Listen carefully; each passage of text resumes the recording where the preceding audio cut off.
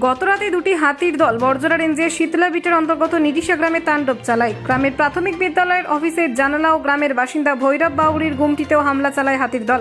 গ্রামবাসীরা সম্মিলিতভাবে কোনো ক্রমে হাতিটিকে জঙ্গলে পাঠাতে সক্ষম হয়। ভৈরব বাউরি জানান, এই গুমটির ওপর নির্ভর করেই তার সংসার চলে।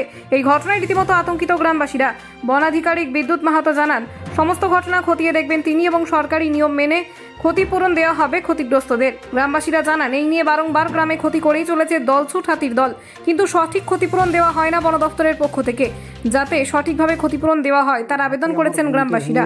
চুরমার করে দিয়ে চলে গেছে। আমি এটি ব্যবসা করে খাই। হ্যাঁ, এটি আমার ছেলে মেয়ে সবাই সংসার এটাতেই চলে। হ্যাঁ, 3টি হাতি রাত্রেবেলা এসে ভেঙে চুরমার করে। আনুমানিক কটার সময়? ওই মোটামুটি তোমার 3টে বাজে, রাত 3টে। দিয়ে ভেঙে চুরমার করে একদম তছনছ করে দিয়ে চলে গেছে। জিনিসপত্র যা কিছু ছিল সমস্ত সব। আচ্ছা, কি চাইছেন? ক্ষতিপূরণ যদি কিছু পাওয়া যায় সরকার। বন দপ্তরের কোনো আধিকারিক এসেছিলেন এখানে? হ্যাঁ, এসেছিল। কি বলেছে? ও বললো এই সব অস্ত করেছিল।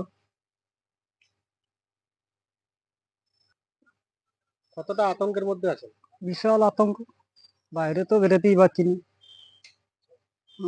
বাইরে বেরোলেই মনে হচ্ছে হাতির আতঙ্ক, মানে রাস্তাঘাট পুকুর এইসব। প্রথম যেতে পারছি না, মানে এমন ভয়ঙ্কর। তো কালকেই যখন রাত্রেবেলায় নেমেছিল বিশাল ভয়ঙ্কর, যা গাছপালা ভাঙছিল ঘরের সামনে এইদিকে। তারপর তো সকালে এসে দেখছি এখন আমি সকালবেলায় স্কুলে এসে দেখি যে আমার ওই অফিস ঘরের জানলাটা পুরো ছাড়িয়ে দিয়েছে।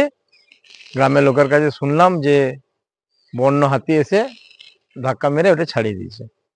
এসে পরে আমি গ্রামের লোকদের কাছে আরো খবর নিলাম, বা তখন দেখলাম যে চারদিক ছত্রভঙ্গ করে দিয়েছে, জিনিসপত্র যা ছড়িয়ে দিয়েছে। অফিসের ঘরের আলমারি, বুক র্যাক এইসব খুব ক্ষতিগ্রস্ত হয়েছে, তাদের পায়াগুলো ভেঙে গেছে।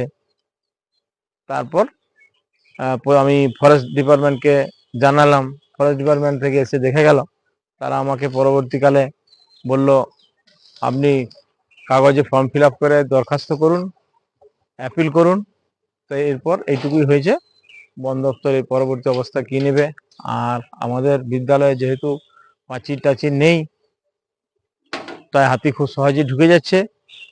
প্রায়ই হয়, আজকে আমাদের বিদ্যালয় ভেঙেছে। এরকম ঘটনা বিগত বেশ কয়েকদিন ধরে চলছে। এর আগে আমাদের পার্শ্ববর্তী নিরিশা জুনিয়র হাই স্কুলও হয়েছে।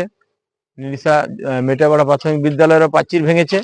আর গ্রামের অনেকের বাড়ি হাতি ভাঙছে, ফলে ক্ষতিগ্রস্ত হচ্ছে। আমাদের এলাকা প্রায় হাতির তাণ্ডবে সবাই একরকম বিভীষিকার মধ্যেই আছে। কি চাইছেন?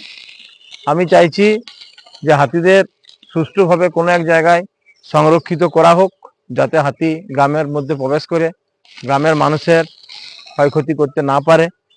তাছাড়া হাতিদের যদি উপযুক্ত কোনো জায়গায় ঠিকমতো সস্থানে ফিরিয়ে দেওয়া যায়, সেটা যদি প্রশাসন নজর দেয় তাহলেও খুব ভালো হবে।